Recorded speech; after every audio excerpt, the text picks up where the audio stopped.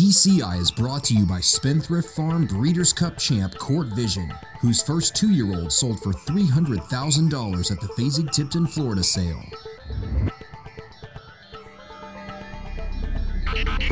Welcome back to TCI, your inside track to the Triple Crown. Alongside Joel Cunningham, I'm John Siegel. Well, Joel, last weekend was a little odd as far as Triple Crown races. We really didn't see any races with points on the line. And then down at Gulfstream, there was always good racing, but torrential rains, they had to cancel the whole card. Yeah, the swale was supposed to go last weekend. It's going to go this weekend now. So we see Daredevil in action there, a horse that's on our TCI top 10.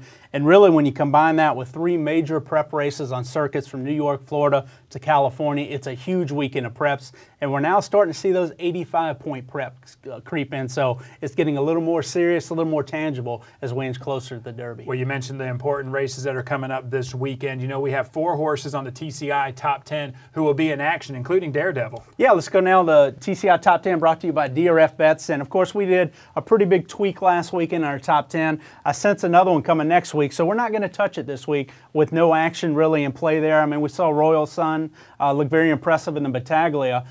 He now looks like he'll be a factor in the Spiral Stakes off that 97 buyer, improve with blinkers on. Son of Tisnell should stretch out.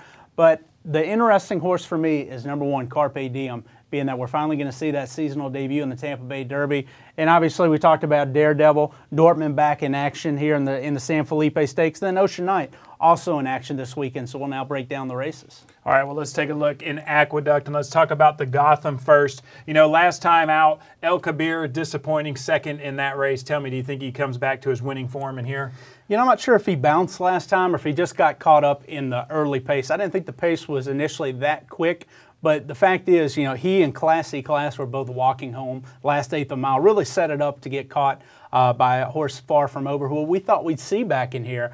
I think it's a little discouraging that Far From Over is not going to be coming back in this race and they're actually going to train up to the wood. Makes me wonder how he reacted out of his win last time out. I mean, he's a horse with, you know, 2 lifetime races, both wins, but now they're saying they just want to run one more time, train up to the wood, and then go into the Derby.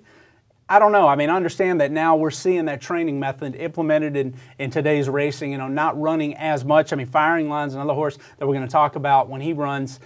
You know, he didn't turn up in the San Felipe. We're going to see him in either the Sunland Derby or Santa Anita Derby. They're doing the same thing with him. It's a little bit of a question mark in here. But when I look at this Gotham Stakes, John, I think El Kabir can definitely bounce back in here. I think he's a class horse, and he's facing some up-and-comers.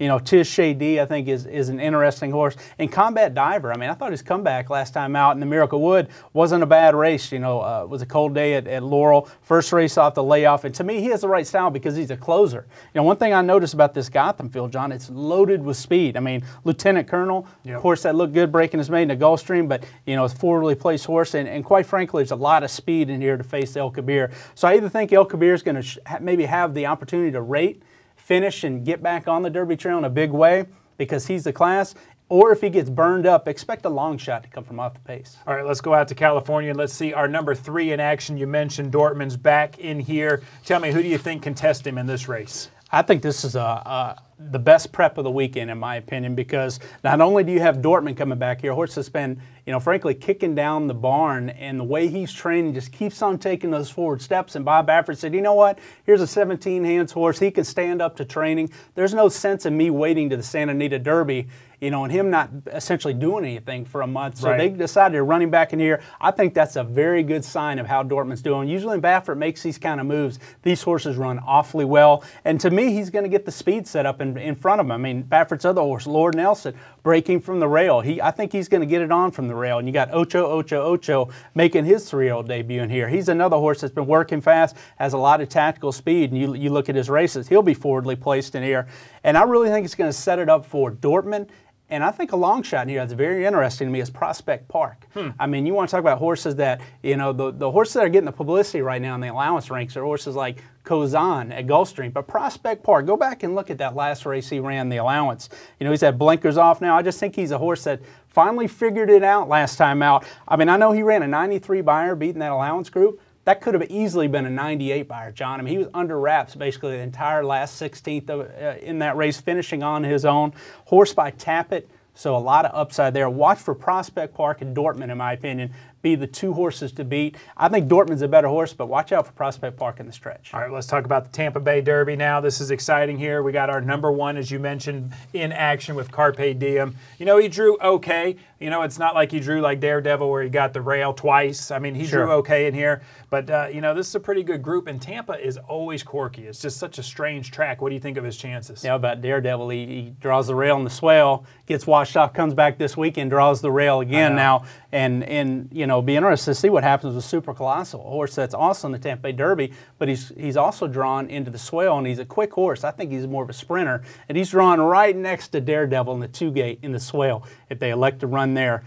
Instead of running the Tampa Bay Derby. I know the scheduling is a big factor with him, but if he's going to run this weekend, you know, look, you pointed for a sprint race, why not run him in the swell? But if they do run him in the Tampa Bay Derby, no question, he'll be your pace setter. And Divining Rod, horse that set the pace last time out, the Sam Davis, he breaks from the rail in here. So he's going to have to show more speed in this race like he did last time out. So I think the pace should be pretty honest in here when I look across the board, particularly if Super Colossal goes. But don't expect Carpe Diem to be as far out of it like he was in the Breeders' Cup. I mean, if you go back and watch his Breeders' Futurity and his maiden race when he broke from the rail, he has tactical speed when they want to put him into the race. I don't think they're going to take their chances here and let him get way out of it over a track like this. I think they're going to engage him early, try to get a stalking trip thinking that he is the best horse in the race. So highly anticipated 3-year-old debut from Carpe Diem, a horse that's #1 on the TCI Top 10 for us.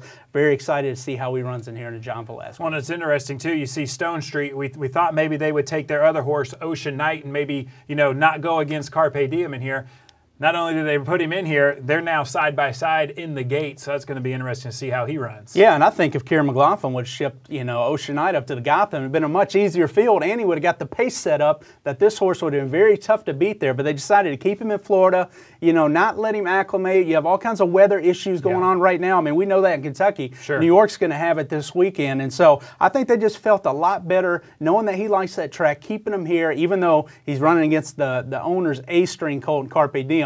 The fact that this colt is doing well and likes the track, and he proved that, that is a big key at Tampa. I mean, Carpe Diem might not like the footing there, and we've seen it over and over. Yep. You know, these big-time favorites going to there. I mean, I can remember Warpass almost came to a walk in the Tampa Bay Derby. It happened. So I definitely think him staying in Tampa makes that race interesting, but I think clearly Carpe Diem's a better horse than he is. But watch out for Danzig Moon. I mean, great stuff. Those are two other up-and-coming colts that have shown some talent. I don't know if they're this level yet, but I see some talent when I look at the Tampa Bay Derby. So a lot of possibilities there, but it certainly starts with Carpe Diem. All right, man, it's going to be an exciting weekend of racing and a lot of racing here on the Triple Crown Trail. Oh, man, it's busy. All right, thank you. And thank you guys for watching. Make sure you come back next week. We'll see how this weekend's races shake up the TCI Top 10.